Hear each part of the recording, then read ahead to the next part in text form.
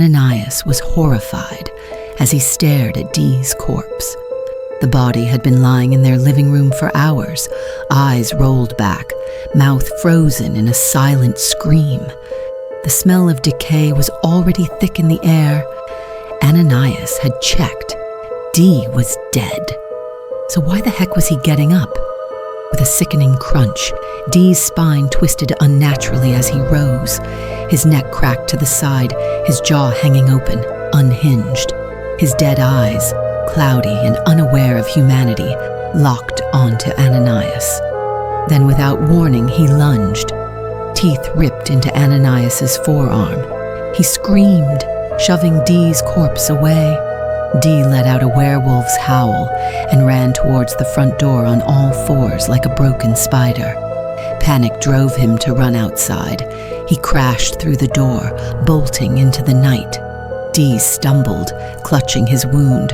His veins were burning, the pain spreading like wildfire. His vision blurred.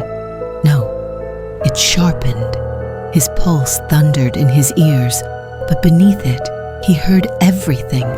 The crackling of the house, the wind rattling the windows, the insects chirping outside. A hunger tore on his inside, not for food, for flesh.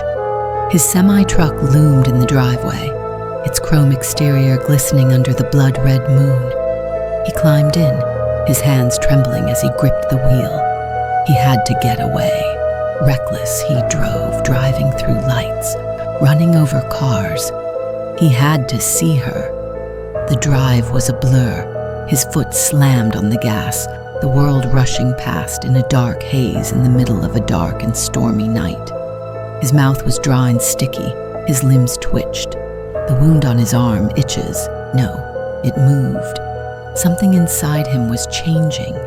He skidded into his girlfriend's driveway, stumbling inside. She stood in the kitchen, humming, stirring a pot of stew. The scent of meat filled the air. "Hey, babe, come eat," she called, as Dee's breath was dry and stinky. His stomach ached for something, his jaw dislocated. She turned, smiling, then screamed as Dee lunged. His teeth sank into her shoulder, the taste of her blood sending fire through his now zombie wolf veins. She jumps on the counter, changing, knocking the pot over, boiling broth spilling across the floor. Dee jumped back, panting. His reflection in the window caught his eye. His face was wrong, he said. His eyes were black pits, his teeth large and long. His hands trembled. No, clawed. The hunger was unbearable. He ran to a familiar place, his home away from home, the gym, Texas Fitness. People, so many people. His mouth curled into a grin as he stepped through the doors.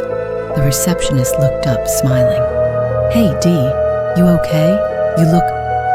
Dee lunged at her. Her scream was lost in the sound of his teeth tearing through her throat. And he wasn't done yet, howling and gasping for air.